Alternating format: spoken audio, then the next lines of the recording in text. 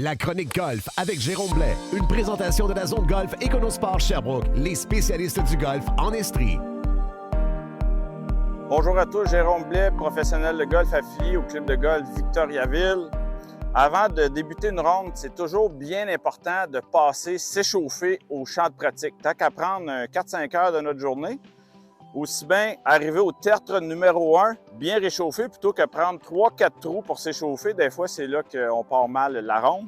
Donc, dans le champ de pratique, c'est simple. On commence avec des fers courts et on allonge les bâtons au fur et à mesure qu'on frappe des balles. Donc, dans les premières balles, je vais frapper avec un sand wedge ou un pitching wedge. Je vais vraiment y aller en douceur, avec des petits coups bien faciles à faire. Parce que je cherche à aller chercher une qualité au niveau de l'impact, d'aller me chercher une bonne sensation. Ça me permet de me réchauffer physiquement aussi en douceur. J'ai au préalablement fait quelques étirements conventionnels. On étire les épaules, on étire le dos, on étire l'arrière des jambes de cette façon-là. Maintenant, une fois qu'on est bien réchauffé au champ de pratique, j'ai frappé des wedges, j'ai frappé des fers moyens, j'ai frappé des fers plus longs. On termine avec quelques coups de bois. On se dirige par la suite au verre de pratique pour travailler nos coups d'approche. Donc, une fois rendu au verre de pratique, on va sortir fer 8, fer 9, pitching wedge pour exécuter quelques coups d'approche. Et encore là, on se concentre sur la qualité de l'impact, mais surtout sur le contrôle de la distance.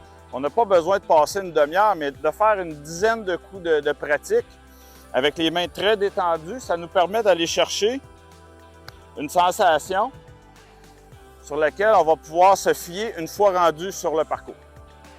Une fois les coups d'approche faits, on termine avec les coups roulés. Donc, afin de construire notre confiance en partant, deux petits exercices. On s'installe à un pied du trou et on pote la balle dans le trou. Donc, notre première balle qu'on va frapper va se retrouver dans le trou. C'est parfait pour la confiance. On entend le son de la balle tomber. Après ça, on se recule et on fait un pied, 2 pieds, 3 pieds, jusqu'à 6 pieds. On termine par la suite en allant chercher une distance de 20 pieds environ. Donc, je calcule 1, 2, 3, 4, 5, 6.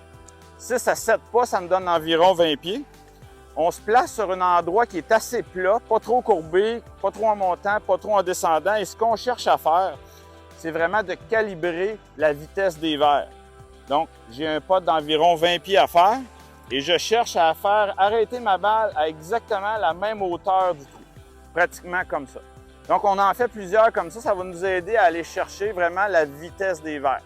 Donc, au champ de pratique, sur les coups d'approche, sur le verre de pratique, si vous faites ça avec chacune de vos rondes, vous allez être en mesure de mieux jouer et de courir la chance d'avoir quelques birdies de plus sur votre carte de pointage. Bon gars!